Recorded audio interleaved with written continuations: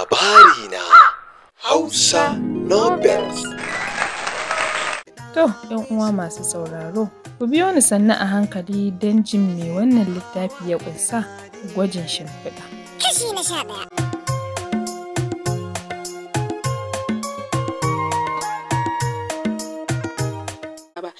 Na tsani zuri'ar Amina da Hassan ɗinka, Sa'id, kuma ba zan taɓa barin ‘yata ɗaya tilo a duniya ta rayu da tsinannen yaron nan ba. Tana Gwajin shimfiɗa. Bismillahirrahmanirrahim. ta rayu da tsinannen yaron nan ba. Tana faɗin hakan ta ƙara bincikar hannun Samha da har yanzu take kuka. Kuka biyu take yi, na tsana da na bakin cikin aurenta da Abdul, da kuma na rikicin da ya sarƙe tsakanin iyayenta akan aurenta. To wai wannan wace irin matsala ce da ta sa maminta take ƙin dangin mijinta haka? Me a ɓoye wanda ya raba kan zuri'ar tasu a baya? Tabbas dad ɗinta idan yana ba ta labarin asalinsa yakan ce Hassan ɗinsa, amma bai taɓa ce mata shi ɗan sarauta ba ne. To meye ma matsayin wannan azzalumin Abdul ɗin a gurinta? Suna nufin shi ne Maina Abdu da ta daɗe tana jin labarinsa a gurin dad ɗinta? Daga kai ta kalli mami da take jin ta kafin ta sauke idanta akan mamin. Ta ji Abdul ya sanya hannunsa ya riko ta ya ce, ban so ki kasance suruka a gare ni ba Hajiya Lubabatu, ban so ke ce mahaifiyar Samha ba, amma babu yadda zan yi, ba zan taɓa canza wa tuwo suna ba. Kin haifi matata kuma ƙanwata da a baya ta so ni, ta ƙaunace ni ma kuma nake son ta so na gaskiya. Wani murmushi ya ce, kamar yadda babbana ya faɗa miki, tabbas zaki mutu akan aurena da Aisha Sa'id ɗan doki, domin ba haɗin ki bane, haɗi ne na. Wani saukakken mari ya ji a kuncinsa da ya sa shi saurin cije leɓensa. Ya ɗago ya ga mami ce take wani irin tsuma a kansa. Ya yi murmushi ya ce, kin ci arzikin matata da babana, amma da baki ƙara mari ba a duniya. Sake finciko Samha ya yi daidai lokacin da mai martaba ya shigo falon, saboda badakalar da aka je aka faɗa masa ta ɓarke a cikin gidan sarauta. Yana zuwa ya wuce inda Abdu yake, ya sake janye Samha daga jikinsa ya ce, me yake faruwa ne? Ina can walicin ɗaurin auren babanku Gidado a sabuwar unguwa aka sanar da ni. Kana nan kana wa surukarka rashin kunya. Anya kuwa Maina Abdu, ka ɗauko hanyar da zaka zauna lafiya? Kallonsa ya yi ƙasa da kansa cikin girmamawa ya ce, Allah ya ja da kwana, ya ƙara maka lafiya. Ɗaga masa hannu ya ce, ka je waje, yan kilisa suna jiran amarya da ango. Ficewa ya yi daga ɗakin, juyowa ya kalli mami, ya yi mata murmushi tare da ɗaga mata hannu ya ce, ina gaisuwa surukata. Ya yi ficewarsa, binsa Samha ta yi da kallo. Tabbas duk yanda Samha take tunanin rashin mutuncin Abdul ya wuce haka. Akwai rikici a gabanta, ta tsani duk mutumin da zai kawo ma iyayenta raini. Matsalarta da iyayenta ta ce ba zai taɓa yiwuwa mijinta ya raina uwarta ba, balle wannan mutumin da take jin tsanarsa a cikin jininta. Lubabatu, yau laifi biyu muka yi miki. Na ɗaura auren ɗanki Abdullahi da ‘yata Aisha ba tare da na nemi izininki ba. Wannan ya faru ne saboda wasu bayyanannun dalilai. Tun daren jiya Maina Abdu ya dawo ya bayyana mana Aisha ita ce yarinyar da yake nema, ita ce yake so da aure, amma ba mu bashi goyon baya ba. To da daddaren waliyin Mus'ab ya kira ni yake faɗa min ɗansu Mus'ab ya fasa auren Sama saboda dalilansu wanda ba kowa ne ya janyo ba sai Abdu. Saboda haka na yanke shawarar mayar da auren kansa. Alhamdulillah, an ɗaura aure yau. Aishatu za ta yi kwanan turaka, wanda wannan kwana shine cikar darajar duk wata ƴa mace mai tarbiyya, kuma shine yancinta. Wata irin murɗawa cikin Samha yayi, ta zame jikinta da sauri daga na mai martaba ta nufi ɗakin ɓangaren Yasmin. Ta faɗa da ta fara gudawa saboda tashin hankali. Da ƙyar ta fito ta faɗa gadon, ta rushe da kuka tana kiran inna lillahi wa inna ilaihi raji'un. Allahumma ajirni fi musibati wa aklifni khairan minha. Dama wannan dalilin yasa Abdu ya ƙi yarda da aurenta tun farko, saboda yana jin tsoron wannan tonan silili. Ashe da gaske har yanzu ana wannan jahilar al'ada. Yanzu irin wannan bakar wahalar da ta sha lokacin da ya yi mata fyaɗe, irin ta za ta kuma sha. Sake murɗawa cikinta ya yi, ta sake tashi ta shiga ban ɗaki, ta ci gaba da tsuga gudawarta. Fitowarta kenan Fulani Amina surukarta ta shigo ta tarar da ita zaune, ta haɗe kai da gwiwa sai rizgar kuka take. Tsugunnawa ta ɗago kanta ta ce, na san me kike yi wa kuka Aishatu. Abi ya faɗa min komai da ya faru tsakaninku. Ki yi haƙuri, nasara tana tare da ke. Ki saki jikinki a wannan daren sai kin kankaro kimar ki Aisha. Kama ta yi ta ɗora ta saman gadon ta ce ki yi haƙuri, kada wannan hatsaniyar ta dame ki Aisha. Laifin iyayenki ne da suka nisanta ki da gidan nan tun farko. Da tuntuni kin saba, ƙaramin rikici ba zai ki ɗaga miki hankali ba. Amma yanzu ma tunda kika shigo babban gida za ki saba, ki yi haƙuri da yanayin mijinki. Wani irin bauɗaɗɗen mutum ne, ni na haifi Abdullahi amma tsoro yake bani saboda tun yana ƙarami shi mutum ne mai kafiya da rashin yarda. Na yi mamaki matuƙa lokacin da ya zo min da labarin yana son ki, sannan ya ƙara zuwar min da zancen abin da ya faru tsakaninku. Ki kwantar da hankalinki, ba ki da wata matsala a gidan nan. Ki saki jikinki da ni da yayyanki da ƙanwarki ku yi rayuwa ta zumunci. Za mu yi farin ciki da hakan, kin ji? Dan Allah kada ki ba mu kunya. Muna sa ran jinin Hussein ya danne na Lubabatu a jikinki Aisha. Kuka take yi sosai, tana jin wani ciwo da bakin ciki a ranta. Ko kaɗan ba ta son magana da ta shafi Abdul. Ji take yi kamar ta haɗi zuciya ta mutu saboda haushin auren da take ji. Ta yi alƙawarin duk yanda za ta yi sai ta kubutar da kanta daga sharrinsa, don ta lura idan ta yi masa sanyi baƙar wahala za ta sha a gurinsa. Wai shi miji har yana da bakin da zai yi wa uwarta rashin kunya. Miƙewa Fulani Amina ta fita daga ɗakin saboda jiyo hargowar mami a falon. Tana fita ta shaƙo da tana zare ido tana billahi lazi Amina kin yi kaɗan ki ce. Ke ce munafukar da kika je kika sa mijina yayi min kishiya. To wallahi ba kishiya ba. Ko uwarki ce za ta dawo duniya ki aura masa sai tsinannen tambaɗaɗɗen ɗebabban ɗan naki ya saki ƴata. Tunda ba ke kika haifa min ba kuma uwarki ce ta haifa min. Dad ne ya daka mata tsawa ya ce, Lubabatu, ki kiyaye ni. Aure ne an ɗaura baki isa kuma ki hana ba. Kuma wallahi na ji wata rigima ko tashin hankali ya bullo a cikin gidan nan. Ko gidan Maina Abdu za ki sha mamaki. Na fara gajiya da rashin albarkar ki Lubabatu. Daga masa hannu mai martaba ya ce ya isa haka Hussein. Amina a ce a fara shirin mika amarya ɗakin ta. Nayi da Abdullahi ya zauna a bangaren sa na gidan nan amma ya ki. Duk da haka za su zauna a nan sai an gama bikin al'ada tukunna sai su koma gidansu. Zariya jikinta ta yi daga na mami ta juya ta nufi bangaren bayi ta kira waɗanda suke da alhakin shirya sama. Suka zo da ƙyar ta lallaba ta shirya aka yi mata wankan aure kamar yadda al'ada take, sannan aka yi mata wankan nono aka kuma yi mata wankan turare. Kai ranar Samha ta ga bidiri. Bayan an gama wannan sannan aka kuma zama kamun farko aka yi mata wanka aka shirya ta. Ba a yi mata kwalliya ba sai da aka yi sallar isha. Sannan aka karasa shirya ta. Ana tsaka da shirya ta tana kuka. Mami ta shigo a zafafe ta bincike ta daga tsakiyar mutanen da ke ɗaki. Ta nufi bangaren su da ita. Tana ta zuba uban sarri kamar za ta tashi sama. Ita dai sama har da gudu saboda irin saurin da mami take. Duk abin da yake faruwa akan irin dat sai da ta shiga ta sanya ta a ɗaki. Ta kulle ta zauna a kusa da ita ta ce wallahi azim akan yaron nan tsabsan tsine miki albarka saboda na fahimci ke ma sun shanye ki kamar yadda suka shanye ubanki. To bari ki ji, ni Lubabatu na fi karfin iskancin dangin miji. Bari mu ga dan iskan da zai zo ya ce na bashi ke ba kwanan turaka ba ko kwanan me yau dai ba za ki yi shi ba. Ban haifa wannan ɗan iskan yaron yadda zai kwanta da ita ba. Duk abin da suke takama da shi na fi su zo su same ni daidai nake da kowane ɗan iska. An gaya musu gidaɗen damu na yayi da har zan ɗaga hankali dan yayi aurensa ɗin banza. Haka mami ta rinka tijararta. Can suka ji ana buga ƙofar. Mikiya mami ta ce waye ne?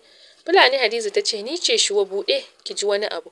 Buɗewa ta shigo ta mayar da ƙofar ta rufe ta juyo ta ce ban ji daɗin abin da kika yi ba. Kin san halin yaron nan ba kunya ce da shi ba. Gashi nan zai zo yana zuwa ki bashi matarsa. Sauran maganan ni da ke ne. Wallahi ko ci tuwo da mu miya ya sha. Shuwa ni ce fa ke ma ke ce ba shi ita ke kuma.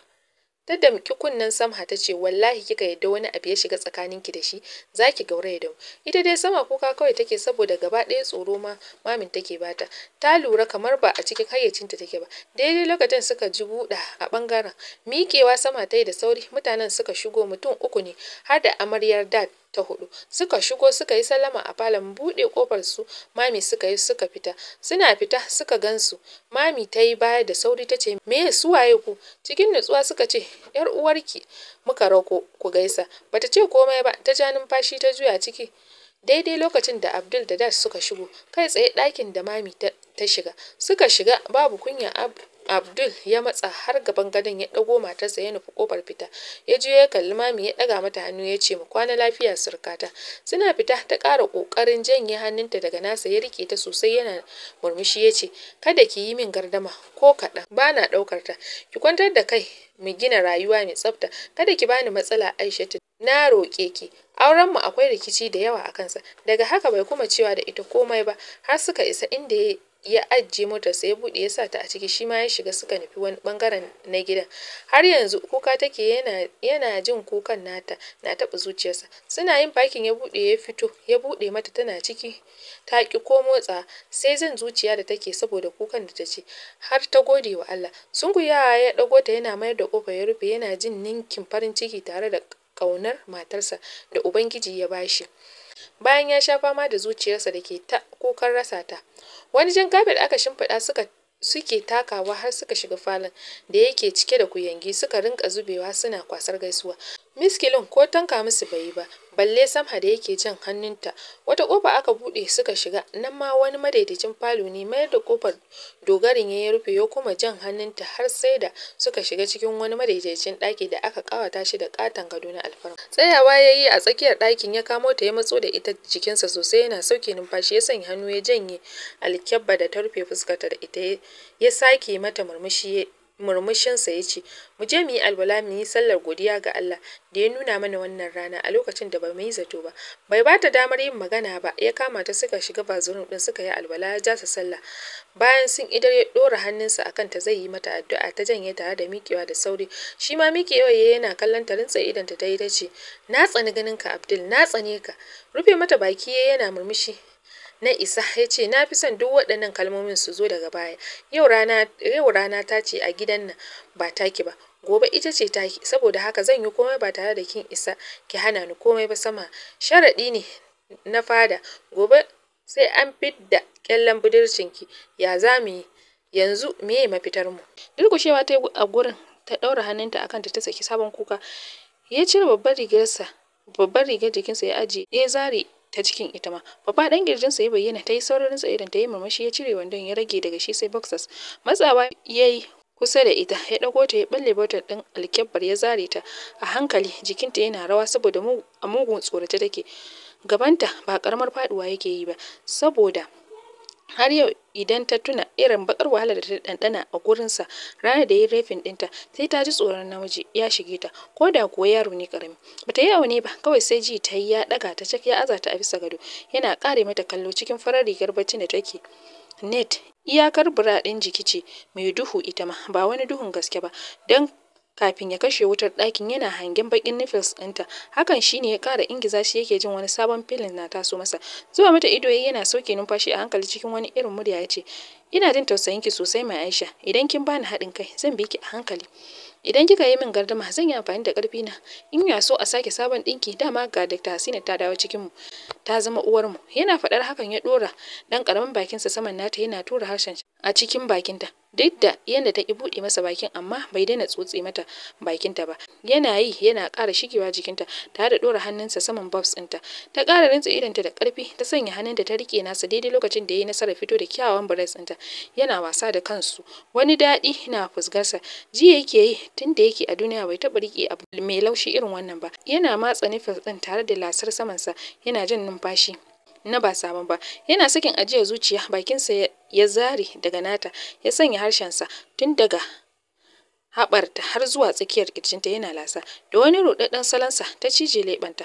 Salonsa na shigarta sosai amma tsoronta ya danne komai bata ƙara rikicewa da lamarin Maina Abdu ba sai da ya fara shan breast ɗinta da wani irin salo da bata taɓa ji ba. Zafi daɗi haka take ji. Shi kuma ya zuba mata ido yana jin yanda hakoranta suke karkarwa. Ya sauke ajiyar zuciya ya ci gaba da shan bobs ɗinta yana yawo da bakinsa tsakaninsu yana sauke numfashi. Ita ma ajiyar zuciya take saukewa time to time tana jin daɗin yanayi. Zare bakinsa ya a hankali ya janye jikinsa ya ɗago ta ya fara ƙoƙarin raba ta da rigar baccin jikinta. Ta harɗe hannayenta da sauri ya buɗe bakinsa cikin rawar murya ya ce bana ɗaukar turjiya ko gardama ma Aisha. Ki saki jikinki shine ba za ki sha wahala ba. A duk wani abu da zan yi na ƙarfin ina son yin sani kaɗai musamman wannan daren da yake mai ɗimbin daraja kuma na tarihi a rayuwarmu. Don Allah kada ki yi motsin da za a yi tunanin kawo min ɗauki a ɓata mana daren mu. Ina da buri akan daren nan, ina son jiyar da ke daɗi na, kin ji? Ita dai bata iya yi masa musu ba. Ya janye hannunta ya zare rigar jikinta ya tallafo breast ɗinta da hannunsa ya ce wow. Ya sake sanya harshensa yana lashe su yana jin ninkin daɗi. Yana gode wa Allah da ya kawo shi wannan rana. A hankali ya ringa bi da ita har ya raba ta da komai na jikinta. Shi ma ya zare boxers ɗinsa ya riko hannunta ya ɗora saman joystick ɗinsa da ta miƙe sosai kamar rodi. Ba ƙaramin firgita ta yi ba da jin yadda take tana wani huci tare da zullu. Ita kaɗai ya mayar da ita ya kwantar ya sanya hannunsa ya buɗe ƙafarta a hankali ya sa ɗaya hannunsa yana shafo jiƙaƙƙen gabanta da yake ambaliyar ruwan daɗi. Habawa tuni Ostaz ya susuce ya fara ƙoƙarin kai bakinsa gurin. Ta rike shi tana kuka ta ce dan Allah ka yi haƙuri Abdul, akwai zafi kar ka sake ji min ci. Bai bar ta da rufe bakinta ba, ya ɗora bakinsa a gurin ya sanya harshensa yana lasar gefen fata da fata.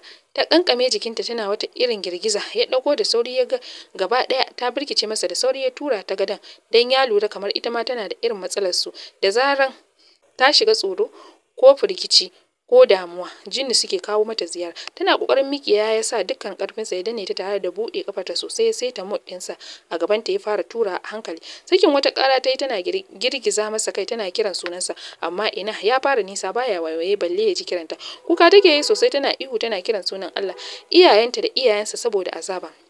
Amma da ke ba shi da tausayi ko ma a jikinsa ya yi mursisi ya ci gaba da zunkuɗarta yana son dole sai ya burma ta ya shiga. Daga ita har shi sun ci bakar wahala kafin ya yi nasarar samun hanyar da ya shiga ya saki wata kakkarfar ajiyar zuciya saboda ya ji shi a duniyar wata. Zafin da penis ɗinsa take yi sai ya ji ta daina shegiya ta ji gaskiyar lamari sai da ya jinkirta ya hutun rabin lokaci kafin ya fara motsa yana jin daɗin da bai taɓa ji ba a duniya. Ita kam Samhanatu manta inda take ta saboda wahalar azaba. Kada kai take yi tana rirriƙe bedsheet tana kuka mai ban tausayi tana kiran wayyo mommy, wayyo dad, wayyo Allah ya isa na Abdullahi ka kashe ni ka huta, wayyo bulb ɗina, wayyo Allah na shiga uku na. Bakinsa ya maye ya rufe mata nata ya ci gaba da kwakularta yana jin ninkin daɗi yana nishi yana zungura mata fenis ɗinsa. Kukan da take yi har sai da hawayenta ya kafe. Ita dai bata san sanda ya gama bidirinsa ya ɗaga ta ba. Sai farkawa ta yi ta ji ta makale a jikinsa ya ja musu blanket. Numfashinsa na dukan fuskarta da alamu bacci yake cikin kwanciyar hankali. Ta sauke ajiyar zuciya ta fara kokarin janyewa ya sake matsi ta yace ki yi baccinki a jikin mijinki. Kin biya ni komai Aisha Allah ya yi miki albarka. Wani bakin ciki ne ya taso mata ta dage za ta janye daga jikinsa shi kuma ya matse ta sosai ya ce wallahi kika ƙara wani yunkurin tashi sai na sake baki wuta. Dole ta yi luf a jikin nasa tana hawaye tana sauke ajiyar zuciya har bacci ya sake ɗauke ta. Ita dai ta san ranar bata yi baccin daɗi ba, baccin wuya ta yi. Kiran asuba ne ya farkar da shi ya ji yadda take sauke ajiyar zuciya ya murmushi ya kunna switch ɗin ɗakin ya janye jikinsa a hankali daga nata ya nufi bathroom ya yi wanka ya haɗa mata ruwa mai ɗumi ya ɗaura tawul a ƙugunsa ya fito ya ɗauke ta cak ya sanya ta a cikin ruwan. Ta kuwai wata uwar zabura za ta miƙe yayi saurin danna ta ciki ta saki kuka ta ce la ilaha illallah muhammadu rasulullahi wayyo ni wayyo dad wannan azzalumin zai kashe maka ne. Dariya ce ta kwace masa. Samha akwai masifar raki tun jiya. Labari na Hausa Novels. Yawan nazari take ga kuma dogon tunani. Tufka da warwara ya abin yake. Lissafi ya kwace mata. Duk mai wayo a cikin al'umma shi yake nuna kamar yafuwa ne. Al'amarin ba haka yake ba. Uwa ce, amma wata uwar ba a kira ta da uwa ba, domin ita wannan uwar hangen dala take. Halinta ne sila. Wani shahararren littafi muka zo muku da shi mai birkita kwakwalwa da kuma canza lissafi. Halinta ne sila. Wannan littafin ya haɗu sosai. Yaya abin yake? Mu kasance da ku a wannan tasha ta mai farin jini wato taskar makaranci domin jin wannan turka-turkar. Halinta ne sila. Littafin Hausa mai daɗi sosai.